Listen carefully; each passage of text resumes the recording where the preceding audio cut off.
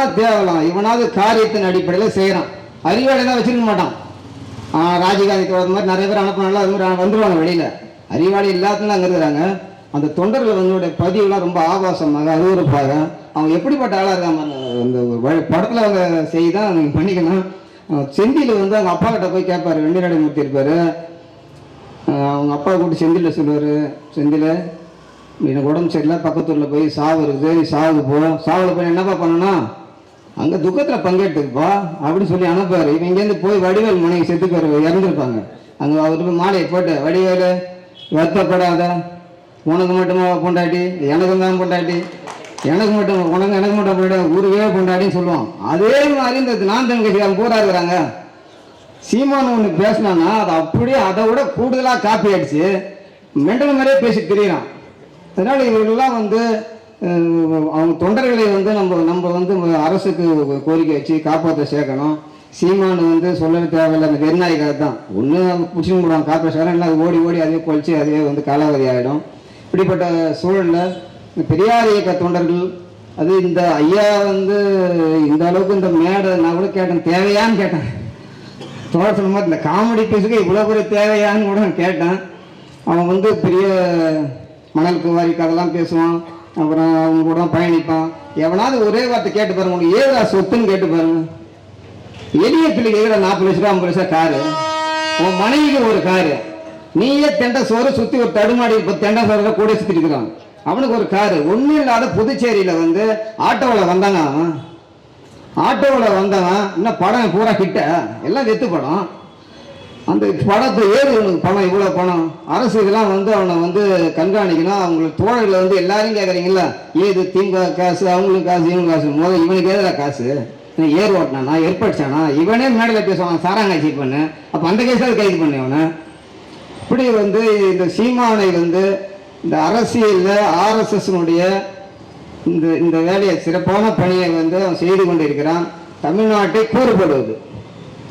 இவன் வந்து வடநாட்டுக்கு நம்ம சொல்லி அனுப்பணும். இவனுக்கு வந்து எல்லாமே தெரியும், வடநாட்டுக்கு நடப்பதும் தெரியும்.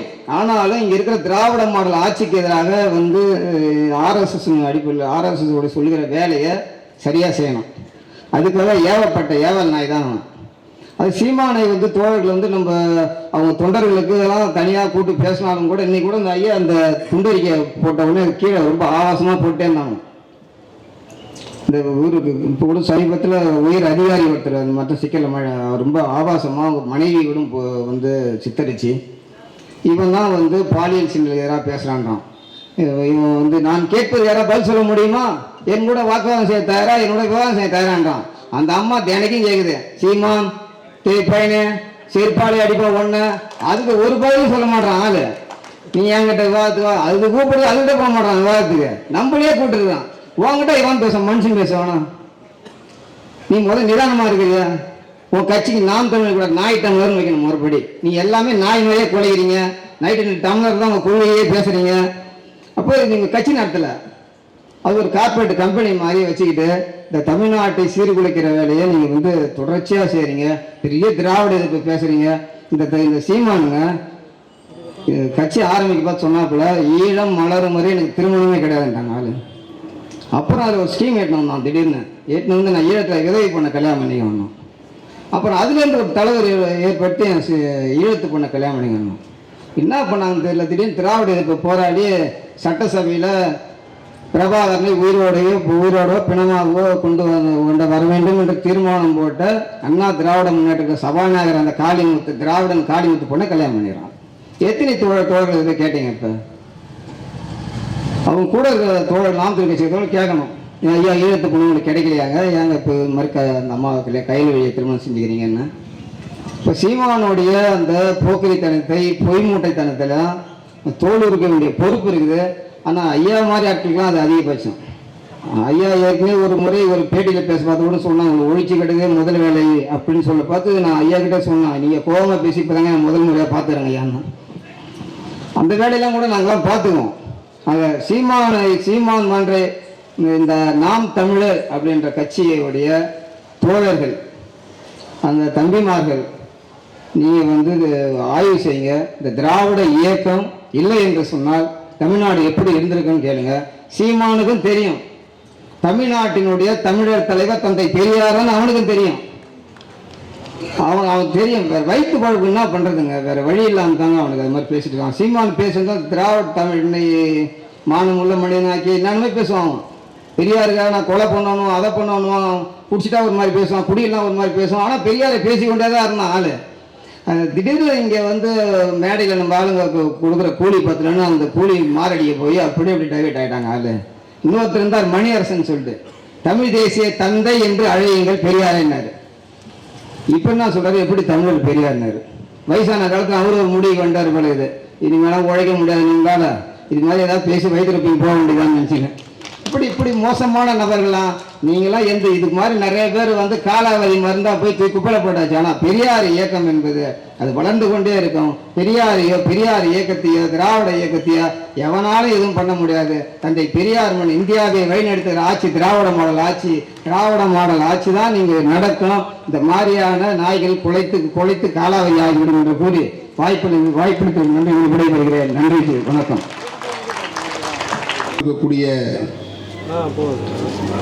திராவிட இயக்க தமிழர் பேரவை சார்பில் நடைபெறுகிற கண்டன பொதுக்கூட்டத்துடைய தலைவர் மரியாதைக்குரிய சிற்பி செல்வராஜ் அவர்களே, எனக்கு பின்னாலே கண்டன உரை நிகழ்த்திருக்கக்கூடிய பேராசிரியர் மரியாதைக்குரிய சிவ வீரபாண்டியன் அவர்களே, யூடியூப் புரொடஸ் மைனர் அவர்களே, முன்னாலே உரை நிகழ்த்தி இந்திரகுமார் தேரடி அவர்களே, அருமை சகோதரர் புதுவை தீனா அவர்களே, தோழியர் உமா அவர்களே, திரளாக திரண்டிருக்கக்கூடிய மாணவர்கள் கருப்பு சட்டை வீரர்களே, இனமான காப்பதற்காக இருக்கக்கூடிய பெரியாரின் தொண்டர்களே, தமிழ் பெருங்குடி மக்களை உங்கள் அனைவருக்குடைய வணக்கத்தை தெரிவித்துக் கொள்கின்றேன். நான் இப்போ நேரம் எங்கேருந்து வந்திருக்கேன்னு கேட்டால் எல்லாருக்கும் மதுரையிலேருந்து வந்திருக்க மாதிரி தெரியும். நான் பிடல் காஸ்ட்ரோவை பார்த்துட்டு அவருக்கு துப்பாக்கி எப்படி சுடணுன்ற பயிற்சியை கொடுத்துட்டு அப்படியே நேராக சேக்குவாரா அவருடைய வீட்டுக்கு போயிட்டு அங்கே அவங்க வீட்டில் அந்த அண்ணி என்ன வச்சுருந்தாங்கன்னா சிங்கத்தை அடித்து அந்த கறியை வறுத்து சாப்பிட்டு வந்திருக்கு. இப்படி நான் பேசினா என்னை நேரம் கீழ்பாக்கத்துக்கு கொண்டு போவீங்களா, எங்கே கொண்டு போவீங்க? இந்த தோழர் சொன்னாங்க, தோழி ரொம்ப உணர்ச்சி வசப்பட்டு பேசினாங்க. அவனுக்கு இவ்வளோ பெரிய ஏன் நான் அவனை கண்டித்து கூட்டுத்தரையே சொல்லணும்னு கேட்டால், தலைப்பையே சொல்லணும்னு கேட்டால், நம்மெல்லாம் யாரையெல்லாம் சந்தித்த இந்த திராவிட கூட்டம் ஒரு சாக்கடை, நல்லாவே தெரியுது சாக்கடை. அந்த சாக்கடைக்கு பேராசிரியர் அவர்கள் பேசணுமான்ற ஒரு வேதனை இருக்கு, ஆனால் தேவைப்படுது. இந்த மேடையில் பேராசிரியர் இருக்கிறது, நம்ம தோழியர்கள் வந்திருக்கிறது ரெண்டு கையும் காலும் கட்டின மாதிரி. அதாவது என்னுடைய காரணம் பார்த்துருப்பீங்க. இங்க நம்ம பொள்ளாச்சி உமாவதி இருக்காரு, நம்ம விடுதலை ராஜேந்திரன் இருக்கிறாரு, தோழர் உமா சொன்னாங்க நிறகுடம். ராஜீவ் காந்தி கொலை வழக்கில் தமிழ்நாட்டிலேயே பேரறிவாளர் எல்லாத்துக்கும் முன்னாடி 24 மணி நேரத்தில் கைது செய்தது என்னதான். நான் எந்த மேடையில் சொன்னதில்லை. இவன் திராவிட என்ன கிழிச்சிச்சு, திராவிட என்ன செஞ்சிச்சுன்னு கேட்கிறான். திராவிட முன்னேற்ற கழகத்தில் மதுரை மாவட்ட இளைஞரணி செயலாளர் இருக்கும் போதுதான் என்னுடைய மகனுக்கு பிரபாகரன் பேர் வச்சிருக்கிறேன். பிரபாகரன் உனக்கு சொந்தம் மாதிரியும் இங்கே பல பேர் பிரபாகரனை சந்தித்தவர்கள் இன்றைக்கு வெளியே தெரியாது. நாங்கெல்லாம் பிரபாகரன் கூட இருந்தவங்க. முதல்ல மதுரை இடுகாட்டில் தான் இந்த வீரருக்கு அஞ்சலி செலுத்துற நிகழ்ச்சியில் 14 பேர் 15 பேர் தான் இருந்தாங்க. அதில் நான் ஒரு ஆள். இன்னைக்கு வரைக்கும் ஏதை சொல்றோம்னு கேட்டா சொல்ல வேண்டிய கட்டாயத்துக்கு தள்ளுறான். பல விஷயங்களை வெளியே மேடையில் பேச முடியும், பல விஷயங்களை மேடையில் பேச முடியாது. ஈழ போராட்டம் என்பதும் தமிழகம் என்பதும் நம்முடைய ரத்தத்தில் ஊறிய உணர்வு, நம்முடைய இதயத்தில் ஊறிய உணர்வு.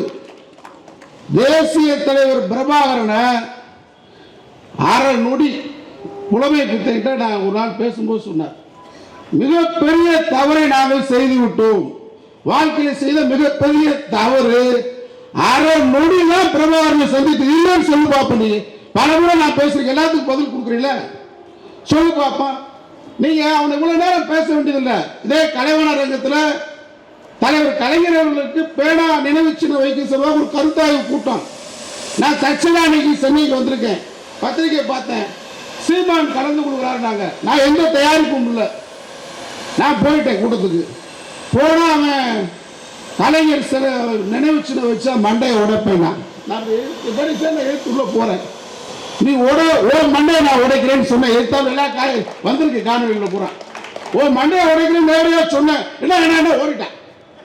அதனால இவன் வந்து அதே மாதிரி ஐயாவை சொன்னான், ஐயா சுகுவியை பார்த்து சொன்னான்.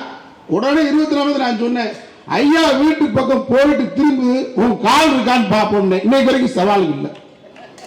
அதனால இப்ப ஐயா இருக்கிறவங்க எல்லாம் திராவிட இயக்கத்தில் அருள்மொழி இருக்காங்க, தீவிரவாதம் கொள்கையில கருத்து இல்லை. நான் கொஞ்சம் முரடை, கலைஞரால் உருவாக்கப்பட்ட முரடைங்க நாங்க. அதனால அவனுக்கு இப்படி போட்டு அவன் சொல்றான். இன்னைக்கு அவங்க வலைதளத்தில் பூரா போடுறாங்க, இவங்கெல்லாம் சீமான்ற பேரவே சொல்லாங்க. ஒரு காலகட்டத்தில் தயங்கினாங்க, இப்ப சீமானை கண்டித்து கூட்டம் போடுறாங்க. இதுவே எங்களுக்கு பெரிய வளர்ச்சி. ஞானசேகரன் ஒருத்தர் கைது செஞ்சிருக்கோம், தொடர்ச்சி அந்த ஒரு வாரம் அண்ணா பல்கலைக்கழக விஷயத்தில் வந்திருக்கான். அது மாதிரி தான் நீ ஒரு ஆளு, உன்னை எனக்கு ஒரு கைது இருக்கு, நீங்க பெருமைப்பட்டுக்கிறதா? ஞானசேகரன் என்னைய சொல்லவே இருந்தாலும் பத்திரிகைகள் ஊடகங்கள்லாம் இப்ப நீங்க சொல்லுங்க பெருமைப்பட்டுக்கிறதா? நாங்க எவ்வளவு நாகரிகமா நடந்துகிட்டு இருக்கிறோம். திராவிட மாடல் ஆட்சி நாகரிகமா நடத்திட்டு இருக்காரு. இன்னும் சொன்னா கலைஞரை விட ரொம்ப மென்மையான போக்குல நம்முடைய முதல்வர் நடத்திட்டு இருக்கிறாரு. அவங்கள தரக்குறைவா பேசுறது, கள்ளத்தனம்.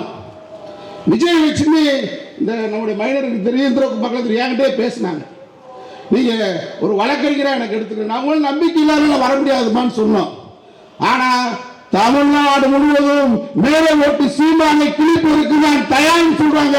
அவங்க பேச வேண்டியதை கருத்தியல் படிச்சுட்டு, காரல் மார்க்ஸ் மூலதனத்தை படிச்சுட்டு, ஐயாவுடைய சிந்தனையை படிச்சுட்டு, எவ்வளவு கருத்து பட்டவர்கள் ஒரு சாக்கடைக்காக நேரத்தை வீண் செய்ய வேதனையா இருக்கு. ஆனா அவனை விட முடியாது. இப்படியே மேடை விட்டு பேசினா வழக்கம் தான் சொல்லுவான். தந்தை பெரியார் மானமும் உணர்ச்சி மணியனுக்கு அழகு. நாங்கள் எல்லாம் இன்னைக்கு மணி, நான் ஒரு வழக்கறிஞராக இருக்கிறேன், என்னுடைய பையன் 2 பேரும் வழக்கறிஞர். ஐயாட்ட அன்னைக்கு வந்து வாழ்த்து பெற்றோம் ஆசிரியரை பார்த்து.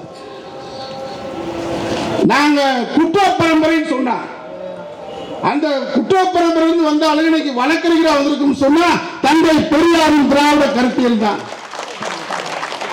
நீ திராவிடம் எங்க இருக்கு? திராவிடம் எங்க இருக்கு? மலையாளம், கன்னடம், துளுவம் திராவிடம். நீ மலையாளி, ஓ மனைவி தெலுங்கு, திராவிடம் அங்கதான் இருக்கு.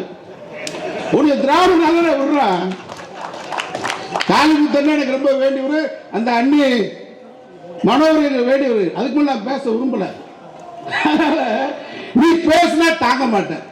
கள்ளத்தனம் சொல்றியே, அந்த பொண்ணு நரம்பு பிடிக்க பேசுது. காளியம்மா என்ன வார்த்தை பயன்படுத்துற? நேற்றைக்கு புத்தக விழாவில் பேசுற, என்ன பாதையை பத்தி பேசுறிய? உனக்கு என்ன பாதை? உனக்கு நாக்பூர் பாதை. நாக்பூர் என்ன எழுதி கொடுத்திருக்கானா பெட்டி வாங்கிட்டு பேசுற. அதானே விஜயகாந்த் பத்தி நீ பேசின. அவர் கேப்டனா? அவர் வந்து சாதாரண காகித கப்பல் கூட விட மாட்டார், கேப்டன் கிடையாது. இப்ப என்ன பேசுற? நேற்றைக்கு பேசுற நினைவு நாள்ல அவரை நான் அருகிலிருந்தே பார்த்தேன், அவரை மாதிரி ஒரு உண்மையான ஆள் கிடையாதுன்ற. தலைவர் கலைஞர் அவர்கள் 13 வயதில் பூவில் கை கொடியேந்தி ஓடி வந்த இந்தி பெண்ணை நாடு வந்த கோலை நாடு இதுவரை போர் பண்ணி பாடிய தலைவர் கலைஞரை பேசுவதற்கு உனக்கு என்ன தகுதி இருக்கு? தந்தை பெரியாரை பேசுவதற்கும் திராவிட மரபை பேசுவதற்கும் இன்னும் சொல்லணுமா? நம்முடைய துணை முதல்வர் உதயநிதியை பேசுறதுக்கு ஒரு தகுதி இருக்கு. ஒரே வார்த்தை, சனாதனம் ஒழிக்கப்பட வேண்டும். டெங்குவோட மோசம் சொன்னாரு. இந்தியாவிற்கு சாமிகள் கூட அலர்னா. இதோட என்ன மாதிரி ஒரு பேச்சு நீ பேச பார்ப்போம். அதே மாதிரி ஒரு பேச்சு எங்கேயாவது ஒரு விஷயத்தை பேச பார்ப்போம். நம்முடைய தமிழகத்துடைய முதல்வரை பேசுறார். இம்மென்றால் சிறைவாசம், ஏனென்றால் வனவாசம், நெருக்கடி காலம். திருமணம் ஆகி 2 மாதம் 30 இளைஞர் இந்தியாவிலே சிறையில் இருந்தாரு. சிறையில தானே போய் அப்பாவை பார்த்தார் உதயநிதி. அவங்க கொள்கை ரீதியான வாரிசுகளை கொண்டு வர்றாங்க. நீ அதுக்குள்ள ஒரு முக்கா துட்டு தான் கட்சி. 4 வருடம் ஆட்டோல கொண்டு கட்சியா? நீங்க அது ஒரு பெரிய கும்பல், பெரிய இவெல்லாம் ரவுடி போட்டால் அப்படின்னு நினைக்க வேண்டிய அவசியம் இல்லை. திராவிட இயக்கத்தை மோதியவர்கள் வாழ்ந்ததாக வரலாறு இல்லை. மூதறிஞர் ராஜாஜி எவ்வளவா பக்தவச்சலம் சொன்னார், மூட்டை பூச்சி நசுக்குது மாதிரி திமுக நசுக்குன்னு சொன்னாரு.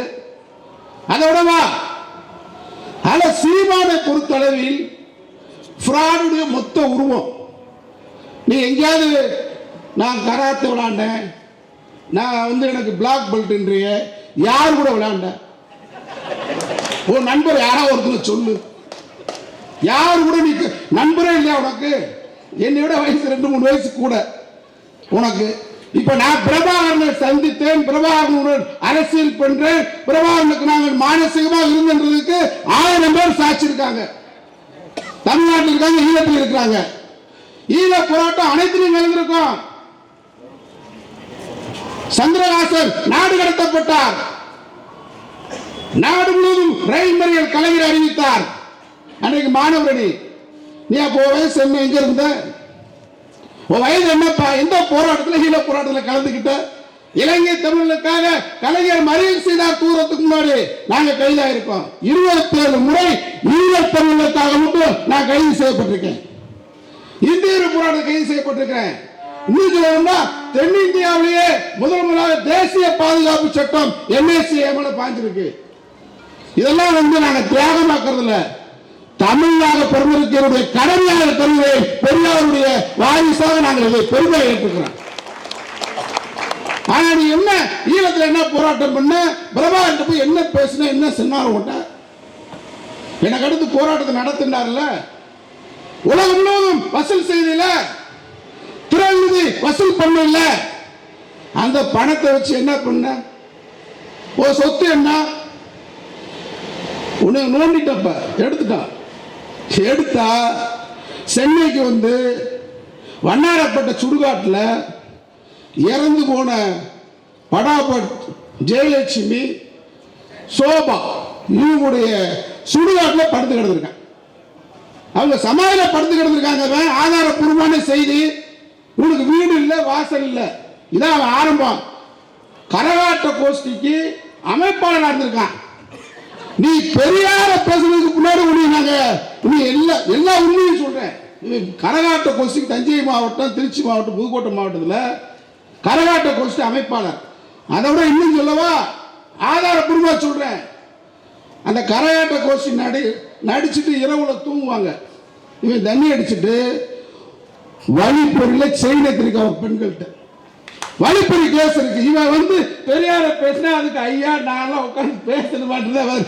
இவனை பழைய திமுக இல்ல, பழைய திராவிட இயக்கம் இல்ல, நாங்கெல்லாம் எத்தனை பேரை விரட்டி இருக்கோம். இவனை மேடை ஏறி அடிச்சு விரட்டினுங்க, அதுக்கு தயாராகனா உன்னை பேச விடக்கூடாது. என் கருத்துல என்னன்னு கேட்டா, இவனுக்கு இப்படி ஒரு மேடை, இப்படி ஒரு பதில்.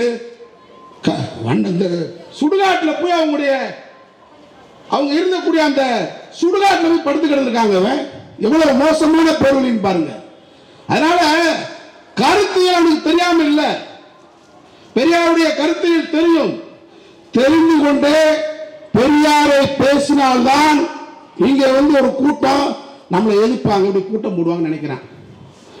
தோழர் உமா சொன்னாங்கல்ல, நீ பன்னீர்செல்வத்தை பெரிய பேன்ற ஓபிஎஸ் திட்டு பார்ப்போம், எடப்பாடி பழனிசாமி சித்தப்பேன்ற. அவன் யாரை திட்டான் தெரியுமா? சாதியை சொல்லி சாதி பின்பலம் இருக்கக்கூடியவங்கள சித்தப்பாண்டுவான், பெரிய பாண்டுவான். ஐயா ராமதாஸ் என்னைக்கா திட்டு திட்டு பார்ப்போம். அன்புமணி ராமதாஸ் சின்னையாவை திட்ட மாட்டான். ஓபிஎஸ் சித்தப்பா, எடப்பாடி பழனிசாமி பெரியப்பன், ஜான் பாண்டியன் என்னைக்காவது திட்டு பார்ப்போம் மேடையில்? பேச மாட்டான். அவன் என்ன நினைக்கிறான்னு கேட்டா, கலைஞர் குடும்பம் ஒட்டுமொத்த தமிழ் சமூகத்துடைய பாதுகாப்பு அரண் கலைஞர் குடும்பம்.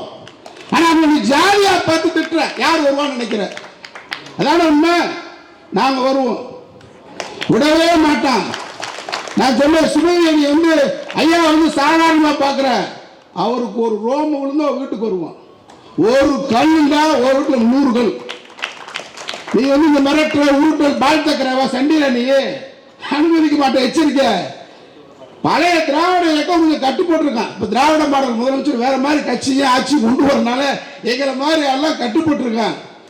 அதனால நீ அந்த கட்டுப்பாடு நினைச்சுக்கிட்டு கள்ளத்தனம் சுமதியை தாக்குவேன், வா பாப்போம். இந்த மேடையில சவால் விடுறேன், தொட்டுப்பா சுமதி ஐயா வீட்டுக்கிட்ட போய் பாரு, அல்ல அவங்க நின்று பாரு, பேச நீ வேணா காணொலியில ஒரு நேரம் மோதனம்ல. அதனால நீ இந்த மிரட்டல் உருட்டல் இதெல்லாம் வச்சுக்க, வாழை சுருட்டி வச்சுக்க. இது கொள்கை கூட்டம், இது காசுக்காக கூற கூட்டம் இல்லை. அவனுக்கு என்ன 8% ஓட்டு? காலங்காலமாக தமிழகத்திலே திராவிட முன்னேற்ற கழகம் அதிமுகவுக்கு பிடிக்காம ஒரு 8% பேர் ஓட்டு போடுவான். இதான உண்மை. நீங்க நம்முடைய வைகோ பிரிஞ்சாரு, 8% ஓட்டு. விஜயகாந்த் 8% ஓட்டு. தமிழ்நாடு காங்கிரஸ் மூப்பனார் பிரிஞ்சார், 8% ஓட்டு. மாற்றாக 3வது அணி அப்படின்னு வரும்போது அவனுக்கு 8% ஓட்டு விழுகும். இதுதான் அவனுக்கு. அதை கெடுக்கிறதுக்கு ஒரு தம்பி விஜய் வந்துட்டாப்ப. 2026 2026 சொல்றது கேட்டுக்கிறங்க. 1% ஓட்டு கூட சீமானுக்கு வாங்க விட கூடாது. போலி உருவங்கள் இன்றைக்கு மக்கள் மத்தியில் தெரிஞ்சிருச்சு. சீமான் யார்? அண்ணா பல்கலைக்கழக மாணவ விஷயத்தில் இந்தியாவிலேயே 24 மணி நேரம் 3 நேரத்தில் குற்றவாளியை கைது செய்வது தமிழ்நாடு தான். அதுல என்ன பெரிய குற்றம் கண்டுபிடிச்சிருக்க? தமிழ்நாட்டில் தானே கோயம்புத்தூர்ல ஈசா மையம் இருக்கு.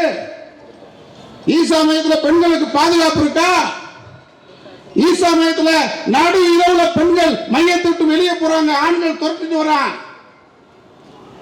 பக்கத்தில் இருக்கக்கூடிய விவசாய கிணத்துல போய் தற்கொலை பண்ணி இறந்திருக்காங்களே. சீமான் என்னைக்காவது பேசிருக்கியா? அண்ணாமலை வாய் திறக்கிறியா? எங்க நடந்திருக்காது மாதிரி தமிழ்நாடு சர்க்கார் அந்த பெண்ணு கொடுத்த புகார் மனுவை அப்படியே திருத்தல், அடித்தல், கூட்டல், குறைத்தல் இல்லாம முதல் தகவல் அறிக்கையை அப்படியே போட்டு அவங்க மேல நடவடிக்கை எடுத்திருக்கோம். அதனால ஏதோ ஒன்று பேசணும் தமிழ்நாட்டில் அப்படின்னு நினைக்கிற இன்னைக்கு இளைஞர்கள் மாணவர்கள் பெரியார கூகுள்ல தேடிட்டு இருக்காங்க. ஆச்சரியமா இருக்கு, அதிசயமா இருக்கு. பெரியார் என்பது மிகப்பெரிய நெருப்பு, திராவிட இயக்கத்துடைய நெருப்பு, இனமான உணர்ச்சியை தூண்டக்கூடிய நெருப்பு, மான மரியாதையை காக்கக்கூடிய நெருப்பு. அந்த நெருப்பு கிட்ட மோதாத. ஐயா சொல்லியிருக்காரு ஏற்கனவே, பெட்ரோல் டின்ன கையில வச்சுக்க, தீக்குச்சி கையில வச்சுக்கிட்டு இருக்காரு. அன்னைக்கு அவர் சொன்ன நோக்கம் வேற. இப்ப நாளா வச்சிருக்க ரெடி. சீமானுக்கு எச்சரிக்கை. தமிழ் தேசம் என்ன? நீ இந்திய தேசத்தை மோத போறியா? மோது. ஐயா கேட்டார்ல வாழ்க்கையில திராவிட நாடு அடைவோம். திராவிட நாடு கேட்டாரு. மொழி மாநிலங்கள் பிரிக்கப்பட்டதுக்கு முன்னாடி தனித்தமிழ்நாடு கேட்டாரு. தமிழ்நாடு இல்லாத வரைபடத்தை பெரியார் கொளுத்தினார், அண்ணா கொளுத்தினார், கலைஞர் கேட்டார். நீ என்னைக்காவது சரியான ஆண்மகனா இருந்தா தமிழ் தேசம் இல்ல, பெரியார் கொளுத்தினார், அது மாதிரி கொளுத்து பார்ப்போம். கொளுத்து உனக்கு தைரியம் இருக்கா? நாங்க நடத்தாத போராட்டமா? பெரியார் நடத்தாத போராட்டமா? திராவிட இயக்கம் நடத்தாத போராட்டமா? சிறைச்சாலையா, வழக்குகளா? அதனால நடிச்சுக்கிட்டு இருக்கிறான். சும்மா மேடையில் வந்துகிட்டு இந்த பாதை அந்த பாதை, எந்த பாதை? உனக்கு தெரிஞ்ச பாதைக்கு போடா. சுடுகாட்டு எப்படி படுத்துங்கிறதுக்கு ஆதாரபூர்வமா சொல்லிட்டான் கரகாட்டக்காரன். அதனால சீமானுக்கு இதுவே எச்சரிக்கை. நீ தொடர்ந்து தமிழகத்தில் சாதி தலைவர்கள் பூரா காலில் விழுகிற சாதி தலைவர் யாரும் விமர்சனம் பண்றது இல்ல. சாதியை ஒழிக்கக்கூடிய, மதத்தை ஒழிக்கக்கூடிய, RSS வகுப்புவாத சித்தாந்தத்தை ஒழிக்கக்கூடிய சுமதி போன்ற திராவிட இயக்கத்தை தொடர்ந்து தரக்குறைவாக பேசினால் உங்களை பார்க்க வேண்டிய முறையில் பார்ப்போம், சந்திப்போம் என்று எச்சரிக்கை கொடுத்து வாய்ப்புக்கு நன்றி சொல்லி விடைபெறுகின்றேன். வணக்கம். நீங்கள் தொடர்ந்து பார்க்கணும்னா ஸ்பாட்லைட் டெலிவிஷன் சேனலை லைக் பண்ணுங்க, ஷேர் பண்ணுங்க, கண்டிப்பாக சப்ஸ்கிரைப் பண்ணுங்க. சப்ஸ்கிரைப் பண்ணணும்னா கீழே உள்ள பெல் ஐக்கானை கிளிக் செய்யவும். அதன் பின் உங்கள் இமெயில் ஐடியும் பாஸ்வேர்டும் டைப் பண்ணாலே போதும். Hi, this is Inia here. For more filmy entertainment news, subscribe to